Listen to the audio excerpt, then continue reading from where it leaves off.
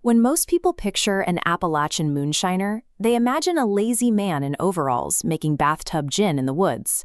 But the reality of this underground industry was a sophisticated response to a specific set of economic pressures. For generations, distilling was a calculated survival strategy used to stabilize the regional economy, and in many cases, the most effective leaders running these operations were women. The roots of the trade go back to the 1700s, when Scots-Irish immigrants settled the deep coves of southern Appalachia.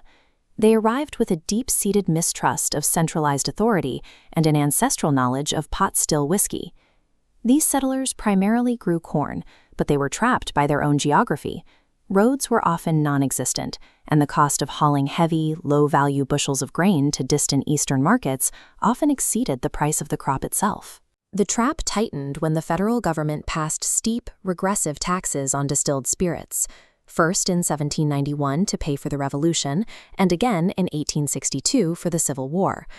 These levies threatened to bankrupt small-scale mountain farmers who operated seasonally.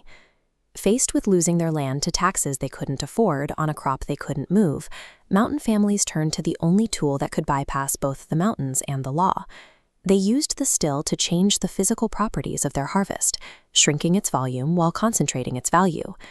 A standard bushel of raw corn weighed a massive 56 pounds, making it nearly impossible to transport in bulk over mountain trails.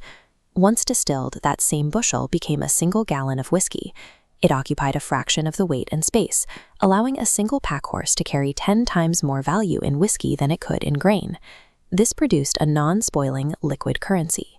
In a region with almost no physical cash, whiskey was used to pay property taxes, buy seeds, and settle accounts at local country stores. By the late 19th century, moonshining wasn't just a side business, it was the economic foundation that allowed farmers to hold on to their land. In 1920, the federal government enacted Prohibition. This nationwide ban on alcohol instantly turned a local survival craft into a high-stakes national black market. Federal agents, known as revenuers, were deployed to find and destroy illicit stills. But as the pressure from law enforcement increased, the industry discovered a strategic loophole in societal norms. Because most people, including federal agents, didn't suspect women of running sophisticated criminal enterprises, the trade began to move behind a shield of gender. At the time, legal rules and social modesty strictly forbade male officers from searching a woman's person. This created a massive blind spot that female bootleggers were quick to exploit. These women weaponized their perceived innocence, turning restrictive social expectations into a tactical advantage that male bootleggers simply couldn't replicate. Female runners hid flasks and bottles beneath their layered skirts and coats. Because they couldn't be searched, they walked directly past federal agents with their valuable product hidden in plain sight.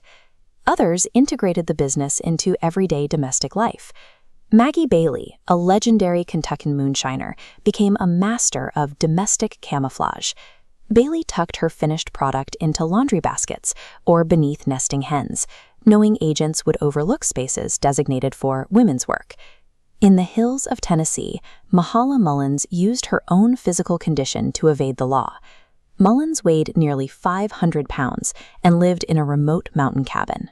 When agents arrived with warrants, they found they physically could not move her, leading to the local saying that she was catchable but not fetchable. While some worked from the home, others managed the logistics of mass transit. Willie Carter Sharp was one of the most successful runners on the East Coast. Sharp directed a fleet of drivers and high-powered cars that hauled an estimated 220,000 gallons of moonshine between 1926 and 1931. These women didn't just participate in the Prohibition economy. They ran sophisticated, often untouchable empires that outlasted the federal agents assigned to stop them. This underground economy generated massive amounts of capital that remained largely invisible to federal tax collectors. For many, this money was the only thing keeping them out of dangerous industrial labor. In coal towns where miners were paid in company scrip, moonshine provided the actual cash needed for survival. This capital was integrated directly into the community.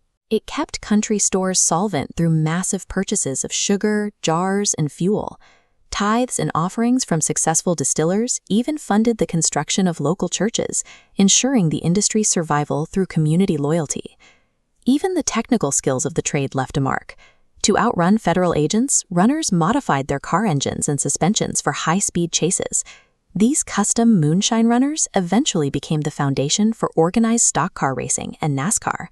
By the time the law caught up to the scale of the trade, these women had already rewritten the economic map of the region.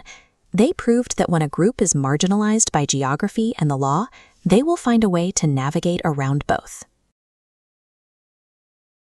Thanks for watching. Please join us again next time for more history from the mountains. Don't forget to like and subscribe,